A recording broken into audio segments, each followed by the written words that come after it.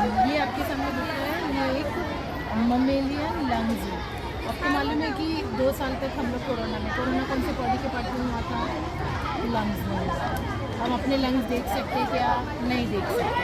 तो बच्चों को टीचिंग करने के लिए, क्लासरूम में दिखाने के लिए, वर्कशॉप लेने के लिए हम यहाँ पे ममेलियन, क्योंकि ममेलिया जो ग्रुप है मैमल्स में हम ह्यूमंस भी आते हैं। तो ये एक गोट का है। गोट का जो है, जो नॉन वेजिटेरियन वगैरह खाते हैं, जहाँ पे ये बिकता है वहाँ उनके लिए ये वेस्ट मटेरियल है सब, तो वो फेंक देते हैं। तो बच्चों को पढ़ाने के लिए टीचिंग के हिसाब से हम उसको ये लेके आते हैं। तो ये एक ममेलियन लंग है। आप इसको देखोगे कि यहाँ पे एक नली है। तो यदि हम ऐसे देखेंगे तो ये जो हमारे गले की नली है, इसको विंड पाइप बोलते हैं। विंड पाइप, तो यहाँ पे वो यही विंड पाइप है।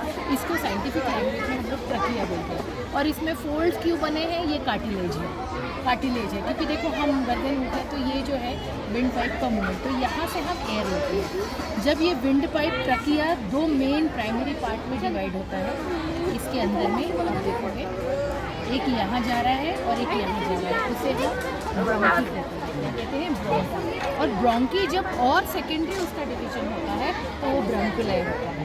और ब्रोंकुलाई और आगे चल के जब माइक्रोस्कोपिक डिवीजन होता है उसको हम एल्वियोलाई।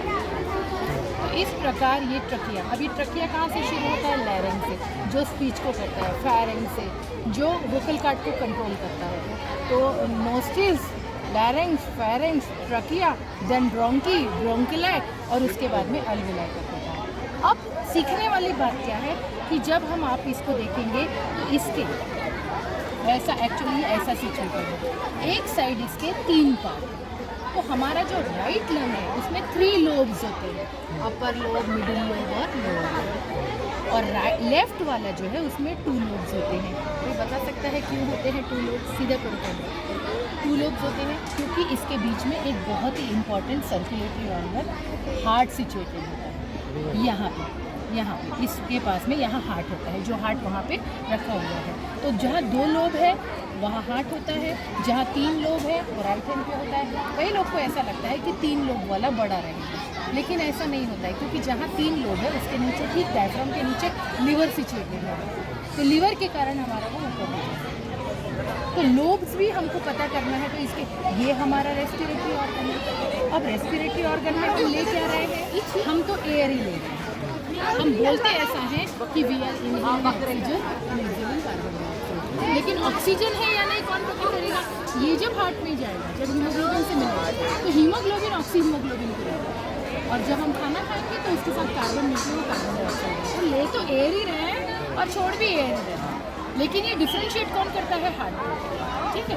अब ये जब इसकी एक कैपेसिटी होती है, छोटे बच्चों में ये छोटा होता है, फीमेल्स का ये छोटा होता है, मेल्स में ये बहुत ज़्यादा बड़ा होता है। वैसे देखा जाए तो ये एक भी रहा, अब यहाँ पे 2 है, क्यों इसको 2 हिस्सों में डिवाइड किया होगा?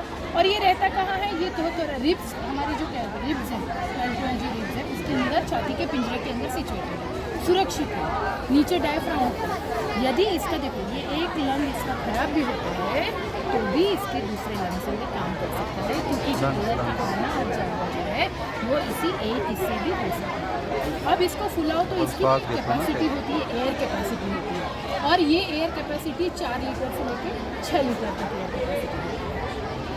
और जब इसको फुलाओ तो ये फूलता है, तो हम इसको बंद करके हम इसका फूलना भी देख सकते हैं कि कैसे पास होता है। तो अब हम इसको देखेंगे कि ये फूलता है या नहीं। तो यहाँ पे गौर से सामने ला करके थोड़ा देखेंगे आप लोग।